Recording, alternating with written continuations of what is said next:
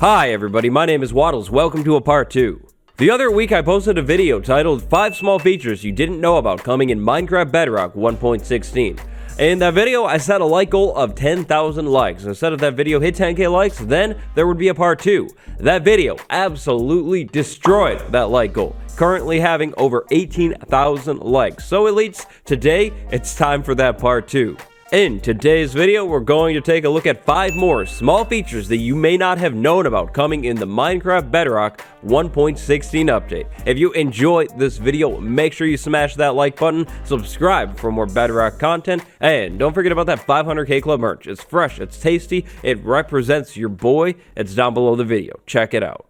Before Bedrock 1.16 was a thing, Bedrock 1.15 was going to be a thing. The Bedrock 1.15 update was going to be a parity and bug fixing update. Bedrock 1.15 was going to bring some features that Java Edition has already had over to Bedrock Edition finally. But then Bedrock 1.15 was cancelled. But then, actually, it wasn't cancelled. It was just combined with 1.16. This first feature is all about shulker boxes. This was originally a Bedrock 1.15 feature. So, take a look at this. We have 4 dyed shulker boxes and a cauldron. Just a plain old cauldron with some water in it. If we walk up to this cauldron with one of our dyed shulker boxes, maybe the green one. Green's one of my least favorite colors. We go ahead and use it on that cauldron and boom. That shulker box is now undyed. That's a plain old shulker box. Can we break these things with our hand?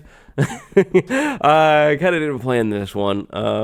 Yes, we can. That just took a while. Now, once you undye your shulker box in the cauldron, you can dye it right back to whatever color you'd like, just like normal. Grab some dye, grab the shulker box, go over to a crafting table or your inventory, and go ahead and re-dye that shulker box. Then you can go back to the cauldron and do it again. You can undye it, and then you can re-dye it, and then you can undye it, and then you can undye it, and then you can undye this one too. So long as there's water in the cauldron, you can undye your shulker box however many times you'd like, and you can re-dye it an infinite amount of times as well. Now, before Bedrock 1.16, the re-dyeing thing was already a thing. You could re-dye your shulker boxes as many times as you'd like, but once you dyed one, it was dyed forever. There was no way to undye a shulker box. In Bedrock 1.16 though, that'll be changing forever. Shulker boxes will now be undyeable with a cauldron.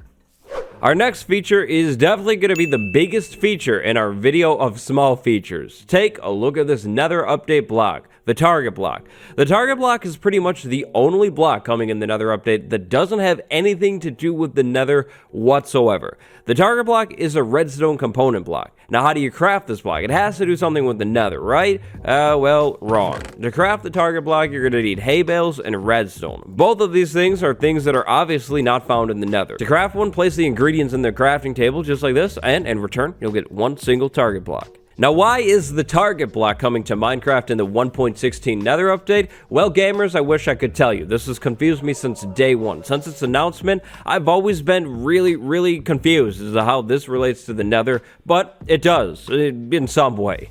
The target block is a block that's meant to be targeted. Grab any ranged weapon that you can get your hands on, a crossbow, a bow, a trident, maybe even snowballs, and then take those ranged weapons and aim them at the target block. Then, go ahead and use the ranged weapon on the target block, and boom, you shot the target block. Okay, in this form, it's cool, but there's actually a lot more function to the target block. If we grab a redstone lamp and place it right down below this target block, and then go back here and throw something at the target block, watch the lamp.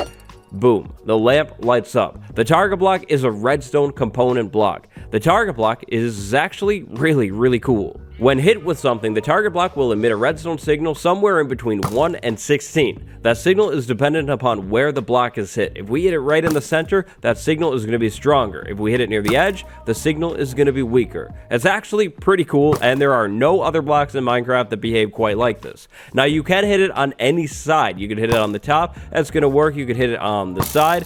This side, yeah, any side is going to be good, and any projectiles are good as well. Anything that you can throw in Minecraft is going to work. Well, almost anything. One thing that you can throw that's not going to work, a fishing rod lure. It doesn't work. So the target block emits a redstone signal dependent upon where it's hit. You could use this to light up redstone lamps. You could use this to play notes. You could use this to power pistons. You could even use this to trigger a dispenser. The possibilities are really huge here with this block. On Java Edition, observers can actually detect a block state change when the target block is hit, but on Bedrock, that doesn't seem to be the case currently, unless it's a bug. If it is a bug, hopefully it'll be patched by the full 1.16 release. Though the target block's inclusion in the 1.16 update may not make sense, it is a really cool and potentially very useful block. All of my friends and I, we hate MCPE-42276. Aha, you should too. Take a look at all these quartz blocks right here. They look beautiful. Quartz is amazing. Now, do you notice anything about these quartz blocks? If you're a longtime Bedrock Edition player that uses quartz blocks a lot, you definitely notice something. If not, do looking at these blocks change anything? Can you tell now?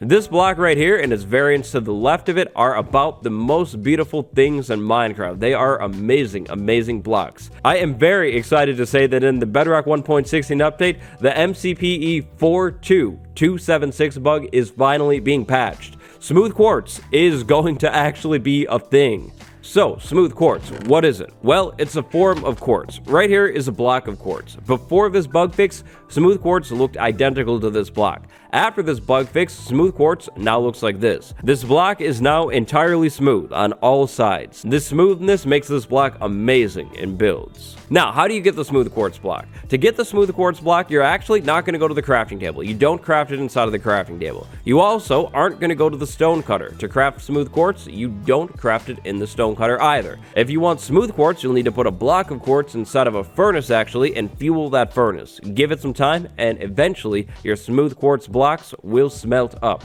These blocks are so cool. They're definitely a must-have.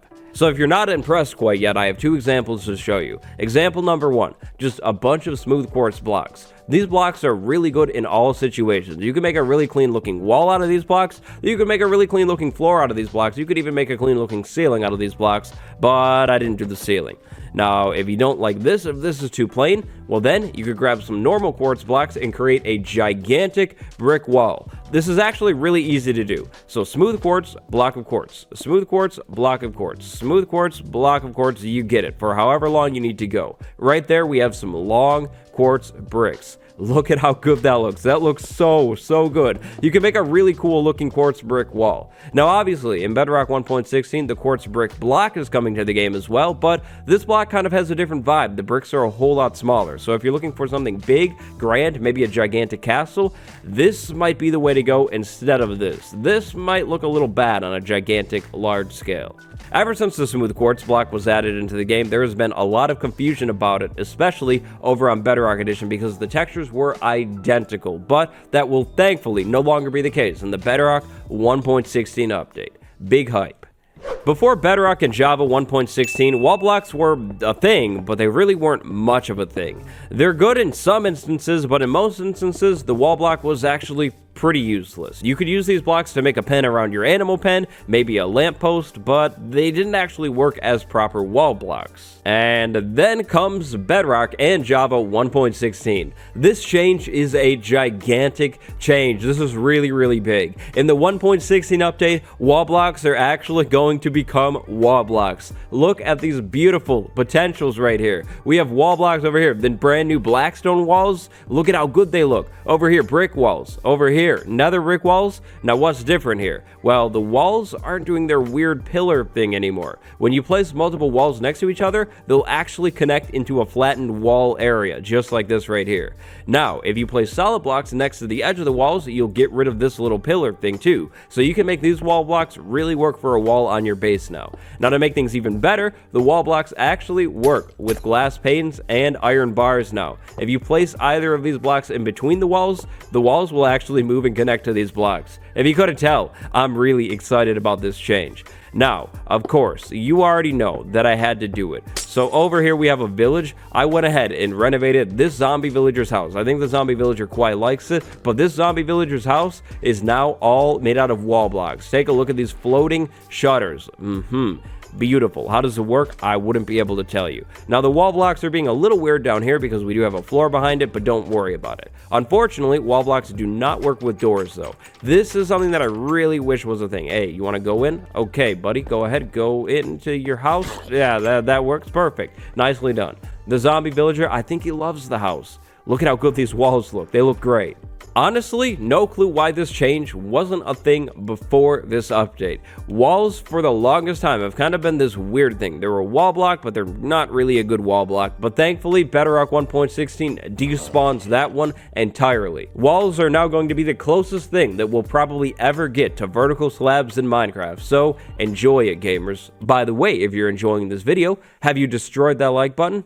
Thank you very much. Okay, so our final small 1.16 feature can actually be found without playing Minecraft at all. Instead, you're going to want to press the profile button and go into the character creator. Then go ahead and start editing a character. If we take a look at our options here, well, first off, we have these cool little pictures now. Second off, there are a lot of new options here. Now, these options are thankfully free options as well. Now, of course, as always, there is going to be marketplace content, but we're talking free content here, right here. This hairstyle, it's brand new. We've got Steve with the mohawk now. We've got Steve with the pink mohawk. Steve with the pink mohawk can't be stopped. Now, everything new will be marked with that little green icon that you saw in this mohawk before I chose the mohawk as Steve's brand new hairstyle. By the way, gotta say, Steve is looking pretty good.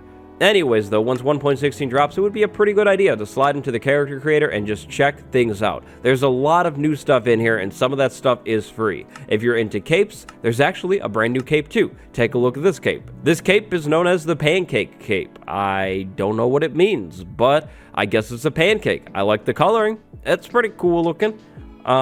Very cool. Of course, inside of the character creator is where you can find the emotes as well, but that's not for this video. And why is that not for this video? Well, because it was in the last one. And that is actually going to be just about it for this video. I'm going to go ahead and leave part 1 on the end slide. Definitely check that out if you haven't checked it out quite yet. What do you think about the Kawaii Steve skin? If this should be my new permanent skin, let me know down in the comments below. If you enjoyed today's video, remember to hit that like button. If you haven't subscribed yet, today is the day that you need to change that. Today, big shout out to my patrons, the Duck 1.16 and Milkmain. Thank you both so much for the support. It's been me, your boy Kawaii Steve. Until tomorrow, stay fresh, gamers. Goodbye, everyone.